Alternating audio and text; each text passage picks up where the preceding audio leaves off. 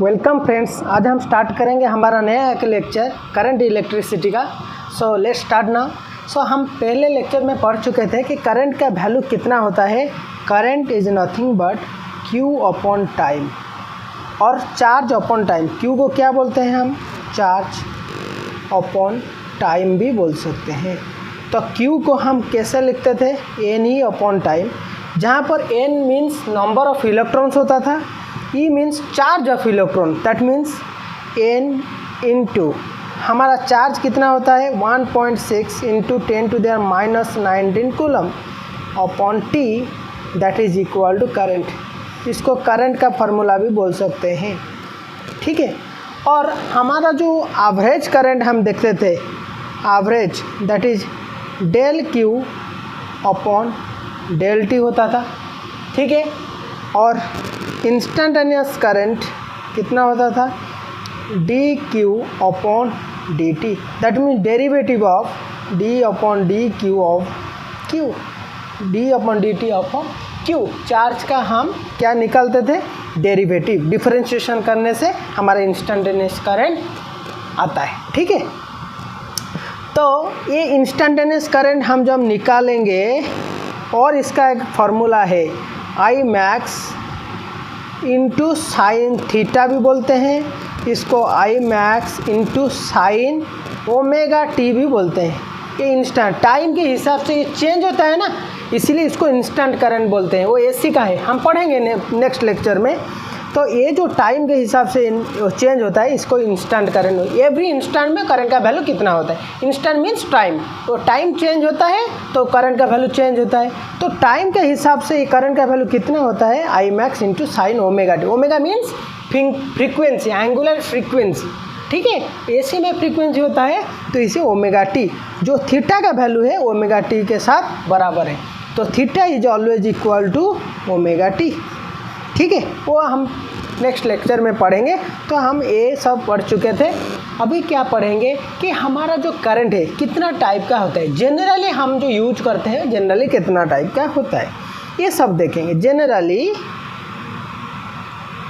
आप नोट भी कर सकते हैं, करंट इज टू टाइप्स,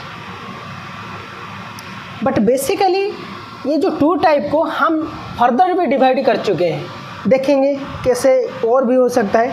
सो पहला है डायरेक्ट करंट, और दूसरा है alternating current,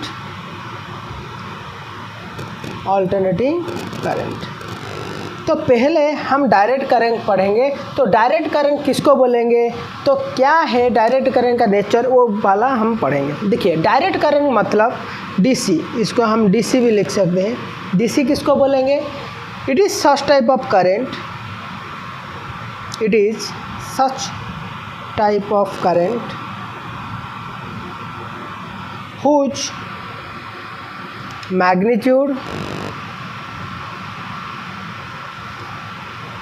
and direction remains constant with respect to time। आप नोट भी कर सकते हैं। इसका मतलब क्या है? देखिए, ये ऐसा करंट है जिसका मैग्नीट्यूड और डायरेक्शन। क्यों मैग्नीट्यूड और डायरेक्शन बोलते हैं? देखिए every flowing quantity, current flow होता है ना, फ्लोइंग क्वांटिटी को जो हम मेजरमेंट करते हैं और क्वांटिफाई करते हैं और उसको एक्सप्रेस करते हैं, उसका मैग्नीट्यूड और डायरेक्शन के हिसाब से ही करते हैं। क्यों? सपोज हम वाटर का फ्लो समझते हैं। वाटर मीन्स हम सपोज बोलेंगे कि यहाँ पर हमारा पानी आ गया, पानी मतलब फ्लड आ गया। सपोज फ्लड आ गया, फ्लड मतलब हम एक बाल्टी का पानी, एक बकेट का वाटर हम वहाँ पर दे देंगे और बोलेंगे कि वो फ्लड आ गया। वो तो नहीं हो सकता है ना। दैट मीन्स फ्लड मतलब high huge quantity of water. तो मैग्नीट्यूड हम समझ गए, उसका मतलब वो जो फ्लड आया कहाँ पर आया, कौन सा डायरेक्शन में, वो डायरेक्शन भी हमको मालूम पड़ना चाहिए। That means any flowing quantity को हम मैग्नीट्यूड और डायरेक्शन में क्या इसका कैरेक्टरिस्टिक्स को हम देखते हैं। तो इसीलिए डीसी करंट भी एक फ्लोइंग क्वांटिटी है, तो इसीलिए फ्लो ऑफ इलेक्ट्रॉन्स बोलते हैं ना, फ्लो ऑफ फ्री इलेक्ट्रॉन्स। तो इसीलिए इसको मैग्नीट्यूड और डायरेक्शन में दें। दैट मीन्स वो कितना क्वांटिटी का करंट है, वो कौन सा डायरेक्शन में फ्लो होता है। दैट मीन्स देखिए हम एक ग्राफ बनाते हैं, तो ये सपोज टाइम है और ये मैग्नीट्यूड है। वो बोलता है टाइम के हिसाब से वो मैग्नीट्यूड कांस्टेंट है। दैट मीन्स ऐसा है, कांस्टेंट मतलब ये सपोज 0 में जितना है, हाफ t/2 टाइम में इतना है, t टाइम में भी उतना है। सो इसका मतलब है ये जो टाइम चेंज होने के बाद भी वो उसका मैग्नीट्यूड कांस्टेंट है। उसके बाद सपोज ये पॉजिटिव डायरेक्शन है, नेगेटिव डायरेक्शन है, तो वो जो मैग्नीट्यूड ऑलवेज पॉजिटिव डायरेक्शन में फ्लो होता है। दैट मीन्स वो जो डीसी है इसका मैग्नीट्यूड जो जिस डायरेक्शन में फ्लो होता है वही डायरेक्शन में फ्लो होता है, इसका चेंजेस कोई कुछ भी नहीं होता है और मैग्नीट्यूड भी कांस्टेंट होता है। दैट मीन्स सपोज ये प्लस है, ये माइनस है, डीसी को प्लस माइनस में सिंबलाइज करते हैं। करंट फ्लो होता है मतलब प्लस से माइनस होता है तो इस डायरेक्शन में ही फ्लो होता है और चेंज नहीं होता है, यही डायरेक्शन में फ्लो होता है और equal minus. Suppose 5 ampere flow होता है, वही 5 एम्पियर फ्लो होगा और क्या वही डायरेक्शन में, वो चेंज नहीं होगा और ये रिवर्स नहीं होगा, वही डायरेक्शन में और मैग्नीट्यूड 5 ही 5 फ्लो होगा, 4 नहीं होगा, 3 नहीं होगा, 2 नहीं होगा, मतलब टाइम के हिसाब से वो चेंज नहीं होगा। तो इसीलिए इसको बोलते हैं डीसी करंट। ठीक है, नेक्स्ट हम देखेंगे कि ऑल्टरनेटिंग करंट किसको बोलते हैं। पहले हम ये डीसी करंट कहाँ से मिलता है हम जानेंगे। डीसी हमारा अवेलेबल होता है कहाँ पर, डीसी इज अवेलेबल फ्रॉम, देखिए DC is available from cell, battery, solar cell etcetera. ठीक है, ये सब से सेल, बैटरी, सोलर सेल, ये जो सेल सब मिलता है वो डीसी सप्लाई देते हैं। देखिए सेल हमारा इलेक्ट्रिसिटी जनरेट नहीं करता है, वो इलेक्ट्रॉन को फ्लो देता है, मूवमेंट देता है, इलेक्ट्रॉन को जनरेट नहीं करता है, मूवमेंट करता है। बट जो मूवमेंट करता है जो एक ही डायरेक्शन में फ्लो कराता है और इक्वल मैग्नीट्यूड, वो मैग्नीट्यूड ऑफ इलेक्ट्रॉन्स भी इक्वल होता है all the time. Time change होने के बाद ये डायरेक्शन नहीं चेंज होगा कि मैग्नीट्यूड भी चेंज नहीं होगा। ठीक है, उसके बाद हम पढ़ेंगे एसी। देखिए ऑल्टरनेटिंग करंट किसको बोलेंगे, देखिए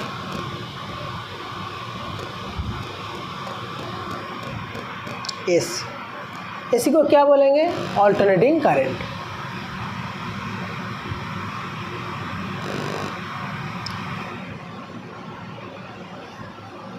ऑल्टरनेटिंग करंट, ये ऑल्टरनेटिंग करंट किसको बोलते हैं, it is such type of current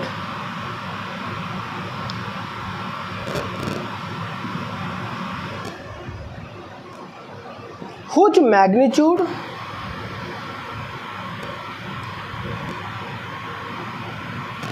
changes continuously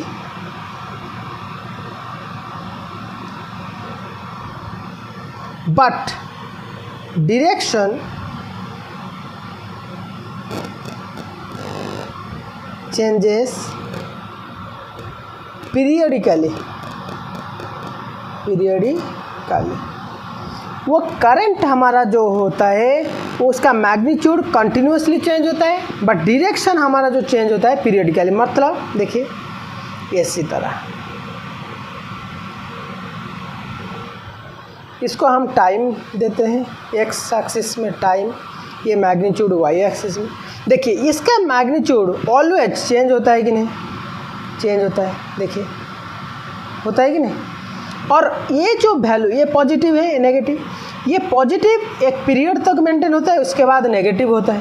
that means magnitude continuously change होता है, लेकिन पीरियड कैसे चेंज होता है, डायरेक्शन कैसे चेंज होता है, पीरियडिकली। एक पीरियड, एक पीरियड है, उसके बाद इसको हम बोलेंगे t/2 टाइम, ये t है, ये 0, t/2 टाइम के बाद ये चेंज हो जाता है। तो इसका मतलब जिसका मैग्नीट्यूड चेंज होता है और कंटिन्यूसली, डायरेक्शन चेंज होता है पीरियडिकली, और एक बात है इसका एम्पलीट्यूड, मैंने मैक्सिमम वैल्यू, पॉजिटिव का मैक्सिमम नेगेटिव का मैक्सिमम के साथ बराबर है।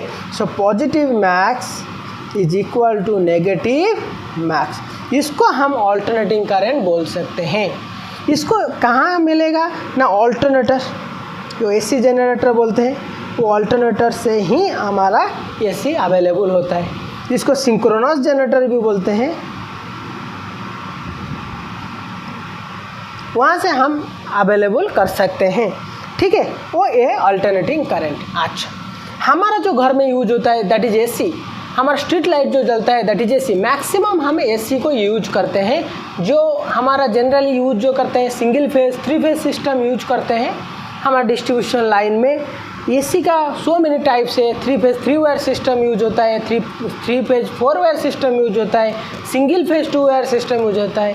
हमारा डिस्ट्रीब्यूशन में single phase 2 wire system, 3 phase 4 wire system use होता है। लेकिन हमारा ट्रांसमिशन में और जनरेशन में 3 फेज 3 वायर सप्लाई यूज होता है।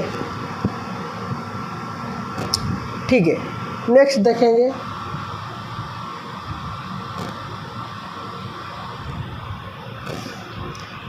देखिए अनदर टाइप है pulsating DC.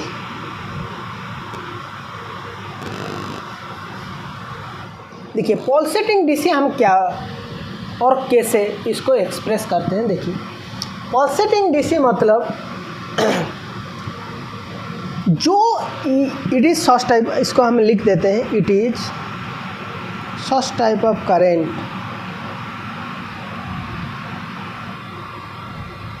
whose magnitude changes continuously but direction remains constant। इसका मैग्नीट्यूड कंटिन्यूसली चेंज होता है बट डायरेक्शन कांस्टेंट रहता है। इसका मतलब है, देखिए इसको हम टाइम ग्राफ में देखेंगे।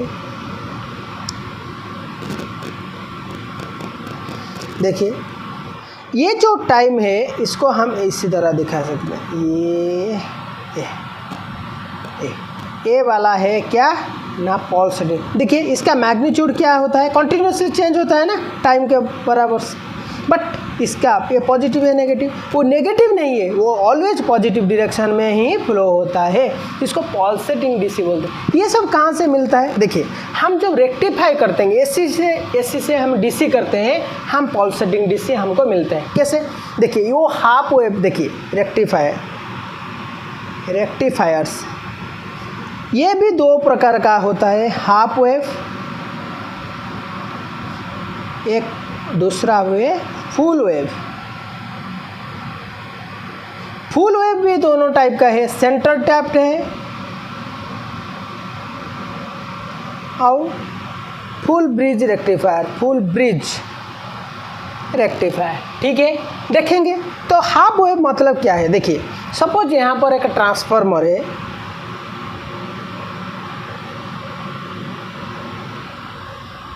सपोज मैं यहाँ पर 240 वोल्ट दिया, यहाँ पर हमारा 12 वोल्ट एसी आया। ट्रांसफार्मर एसी सप्लाई को हमारा क्या करता है, चेंज करता है। तो यहाँ पर एक हम डायोड दे दिया जिसको हम रेक्टिफायर बोलते हैं, ये PAN पॉजिटिव साइड नेम से। तो यहाँ पर हम लोड दे दिया, तो क्या करता है ये पॉजिटिव, ये जो रेक्टिफायर है ना वो रेक्टिफाई किया। कैसे रेक्टिफाई करता है, देखिए सपोज ये जो एसी साइकिल है, ये एसी है ना, वो एसी ऐसा जाएगा, कंटिन्यूसली चेंज होगा। तो इसको रेक्टिफाई कैसे करेगा, वो पॉजिटिव साइड जब ये वाला पॉजिटिव होगा तो ये इसको पार कर देगा, उसको फ्लो करा देगा। जब नेगेटिव डायरेक्शन आ जाएगा वो नेगेटिव हो जाएगा। दैट मीन्स हमारा जब चेंज होगा इस तरह, देखिए ये पॉजिटिव साइड जब आएगा, ये पॉजिटिव होगा, ये नेगेटिव होगा, तो वो करंट को पास करेगा। बट एसी में क्या रिवर्स होता है, रिवर्स मतलब क्या है, करंट इस तरह फ्लो होगा और इस तरह फ्लो होगा। इसका मतलब ये हमारा T/2 टाइम तक ऐसा फ्लो होगा, नेक्स्ट T/2 यहाँ पर हम पढ़ चुके हैं ना, देखिए ये T/2 तक करंट ऐसा फ्लो होगा, नेक्स्ट T/2 करंट का रिवर्स हो जाएगा, चेंज हो जाएगा, और इसका करंट वैल्यू धीरे 0 से 5, सपोज मैक्सिमम 5, 0 से 5 एम्पेयर तक बढ़ेगा, फिर घटेगा 0 से नेगेटिव डायरेक्शन में 5, नेगेटिव मतलब ऐसा, ये इस डायरेक्शन में 0 से आराम स्टार्ट होगा, 5 तक फ्लो होगा, वो 0 हो जाएगा। उसके बाद नेगेटिव डायरेक्शन में ऐसा करंट का रिवर्स हो जाएगा, इस डायरेक्शन में फ्लो होगा, उसके बाद ऐसा फ्लो होगा, ऐसा फ्लो होगा, नेक्स्ट ये ऐसा अपोजिट डायरेक्शन में फ्लो होगा, पहले ऐसा फ्लो होगा इस तक, इस टाइम T/2 टाइम, उसके बाद ऐसा फ्लो होगा, और ये जो मैग्नीट्यूड 0 से मैक्सिमम तक जाएगा, फिर मैक्सिमम से 0 होगा, 0 होने के बाद करंट डायरेक्शन फिर 0 से मैक्सिमम 5, 5 से 0 होगा, देखिए 0 से 5, 5 से 0 होगा, उसके बाद नेगेटिव डायरेक्शन में ऐसा 0 से 5, 5 से 0 होगा, ठीक है। इसी तरह तो ये जो वो यहाँ पर देखिए, यहाँ पर जो इस डायरेक्शन में फ्लो होगा तो इसको पार कर देगा कि ये पॉजिटिव नेगेटिव, जब चेंज होगा ये हो जाएगा प्लस, ये जो हो जाएगा माइनस, लेकिन इसको बोलते हैं रिवर्स बायस, क्योंकि ये नेगेटिव साइड में पॉजिटिव आ गया, पॉजिटिव साइड नेगेटिव, उसको पार नहीं करेगा, ये जो पार मतलब करंट को पास नहीं करने देगा, वो हाई रेजिस्टेंस ऑफर करता है, तो पास नहीं, सर्किट नेक्स्ट साइकिल को ऐसे, तो इसी तरह ये प्लस हो जाएगा, फिर ये नेगेटिव हो जाएगा, तो इसको ऐसा पार करेगा, दैट मीन्स पास होगा, करंट पास होगा, तब दैट मीन्स देखिए ये गैप हो गया, इसको हाफ वेव रेक्टिफायर बोलते हैं। ये रेक्टिफाई हो गया डीसी को, पल्सेटिंग डीसी को, ये भी पल्सेटिंग डीसी है, लेकिन बीच में कोई ग्राफ नहीं आएगा क्योंकि करंट नहीं पास हो, ओपन सर्किट जैसा बिहेव करेगा, ठीक है। ये बोलते हैं क्या ना, हमको पल्सेटिंग डीसी, हाफ वेव। उसके बाद हम फुल वेव भी पढ़ेंगे। देखिए फुल वेव कैसे आएगा,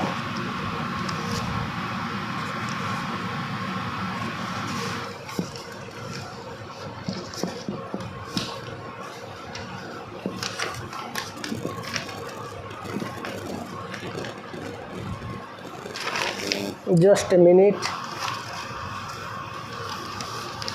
देखिए आपको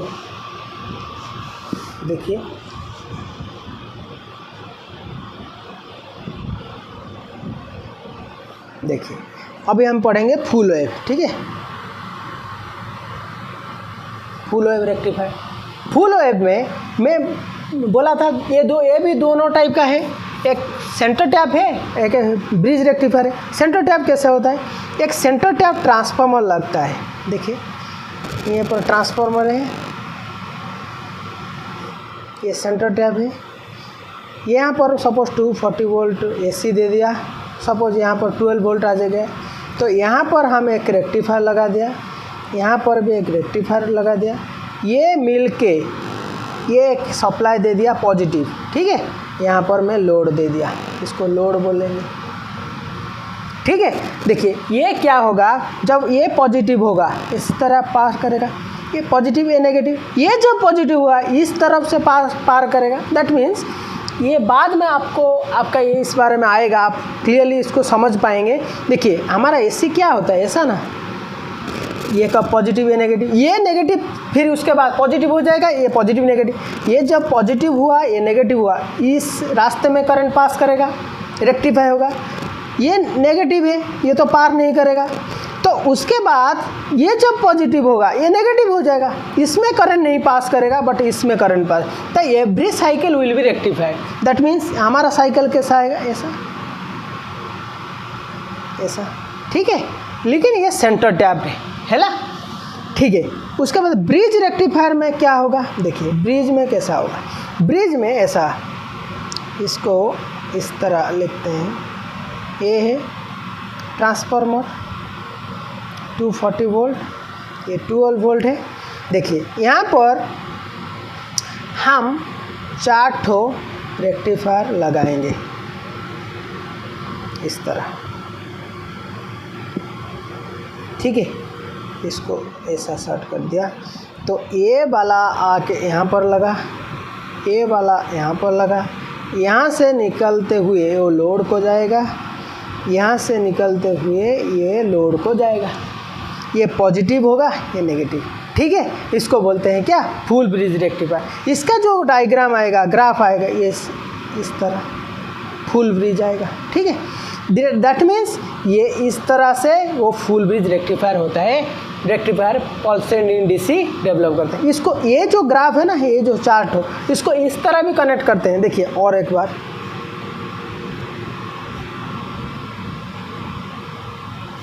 देखिए यहाँ पर इस तरह मैं दे देता हूँ आपको। यहाँ पर सपोज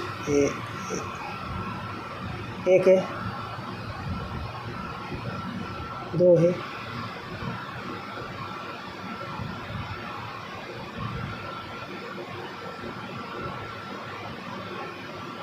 देखिए इस तरह। ठीक है, तो ये वाला यहाँ पर कनेक्ट होगा, ये वाला यहाँ पर कनेक्ट होगा, ये वाला निकल के लोड में आएगा। ये जो कनेक्शन है इसको ये डायमंड शेप पे मैं दिखा दिया, तो ये सेम है। ठीक है, इसको बोलते हैं पल्सेटिंग डीसी। इसमें भी इस तरह ग्राफ आएगा, ये जो सप्लाई आएगा पल्सेटिंग डीसी इसको बोलेंगे।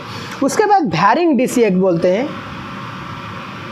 वैरिंग डीसी, जिसका मतलब it is such type of current. आप नोट कीजिए, varying DC is such type of current whose magnitude continuously changes but its peak value is not constant. It is such type of current whose magnitude